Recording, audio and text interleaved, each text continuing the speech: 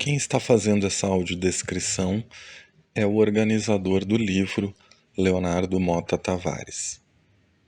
Eu vou ler o texto de João Manuel Ribeiro Coelho. Antes disso, descreverei a imagem fotográfica que acompanha a mini-bio do autor. Na imagem fotográfica, nós vemos um homem branco de meia idade usando óculos de aro preto. Ele tem o cabelo grisalho e atrás dele nós vemos uma estante com livros.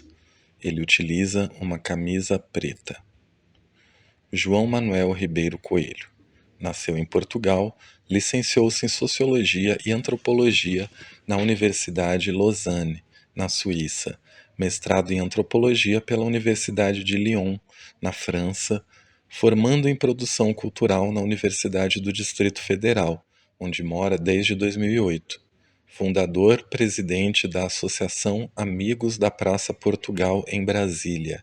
Atua como produtor cultural desde 2020, tendo organizado 3 edições da comemoração do Dia Mundial da Língua Portuguesa na Praça Portugal, em Brasília.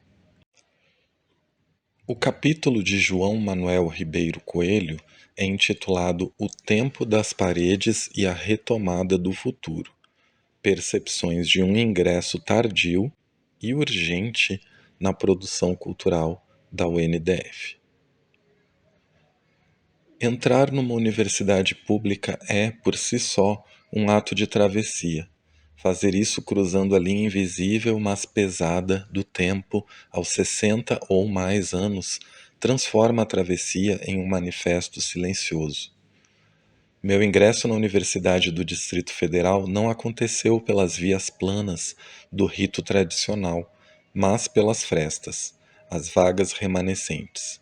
Vagas que sobram, vagas que esperam, vagas que parecem carregar o peso do que não foi preenchido, mas que, para mim, tornaram-se o preenchimento de uma vida inteira. Lembro-me do primeiro dia em que caminhei pelos corredores do campus. Havia uma eletricidade no ar, típica de uma instituição jovem, mas também uma densidade palpável. As paredes da UNDF gritavam. Antes mesmo que eu pudesse ouvir as vozes dos meus professores de produção cultural ou debater com meus colegas, a maioria deles com idades que poderiam ser as dos meus netos, as paredes me receberam com slogans, pichações, cartazes e marcas de uma comunidade acadêmica em ebulição. Havia tensão naquelas paredes. Uma tensão entre a burocracia do nascimento de uma universidade e o desejo pulsante de quem quer fazer cultura no coração do quadradinho. Olhar para aquelas inscrições nas paredes foi o meu primeiro exercício de leitura cultural. Eu, um estudante idoso, diante de slogans que exigiam pressa, futuro e revolução. Mas o que é o futuro para quem já viveu a maior parte dele? E o que é a cultura, se não a teimosia de continuar produzindo sentidos, independentemente do tempo cronológico? A produção cultural no Distrito Federal é uma arena de disputas.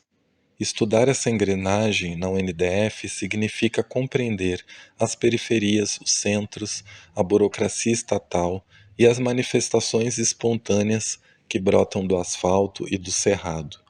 No início, confesso, o sentimento de inadequação foi um slogan invisível que bateu no peito. Abre aspas. Vaga remanescente para idoso. Fecha aspas. A expressão jurídica e administrativa soa quase como um favor, um anexo da história principal. Nesse momento do texto, nós temos uma imagem fotográfica. São 3 registros fotográficos. O primeiro deles mostra um cartaz afixado num corredor do campus norte da UNDF, que mostra o governador Ibanez Rocha e a então reitora da UNDF. Ambos estão com marcas de caneta formando um X sobre os olhos. O cartaz diz: "Não somos mercadoria. Respeitem quem constrói a UNDF. Na segunda imagem, nós vemos um cartaz escrito com letra vermelha que diz: "Nos calaram agora, vão nos ouvir no silêncio das salas. Todos a favor da greve estudantil."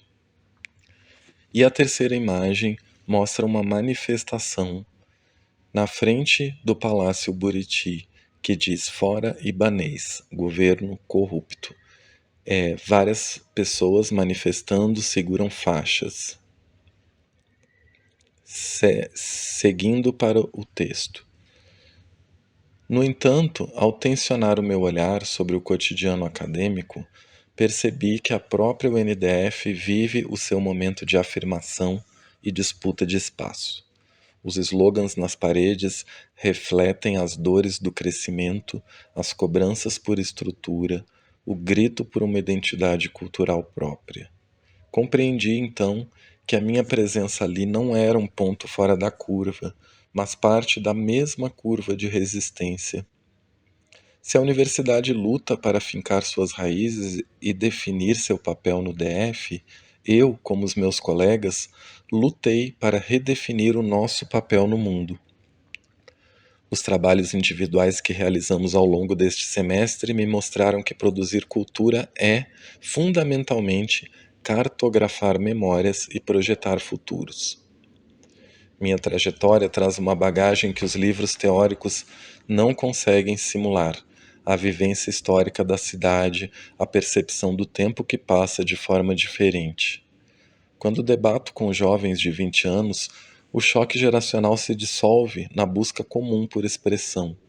Minhas metas na UNDF deixaram de ser apenas a obtenção de um diploma.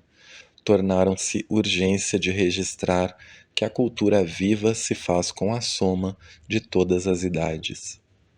O que sonho construir a partir daqui? Desejo que este livro digital, organizado por nós e diagramado pela Renata, seja o espelho de uma UNDF plural que não teme suas próprias tensões. Meu plano na produção cultural é usar a escrita, a memória e a gestão de projetos para criar pontes entre a juventude que ferve nas salas de aula e a sabedoria que muitas vezes fica isolada nas comunidades e nos lares de idosos do DF. Duas imagens seguem esse trecho do texto. Uma delas mostra uma parede branca com um cartaz escrito: "O silêncio e a omissão é uma tortura." E na outra um cartaz onde se vê escrito com marca-texto preto: "Quero injustiça." Segue o texto. Estar na UNDF hoje significa aceitar o desafio de construir uma universidade do zero, sabendo que as marcas de giz e os slogans nas paredes são os rascunhos de uma história que orgulhosamente ajudo a escrever. O futuro que desejo para mim é o direito de continuar criando, incomodando e produzindo. O futuro que desejo para a UNDF é que suas paredes continuem vivas, barulhentas e contestadoras, mas que o acesso permaneça largo o suficiente para caber o jovem da periferia, o artista local e o idoso que decidiu que o tempo de aprender e fazer arte é o agora. As paredes da UNDF gritam urgência, e eu, finalmente, descobri que o meu tempo tem exatamente a mesma urgência que o delas. Brasília, Lago Norte, 19 de maio de 2026.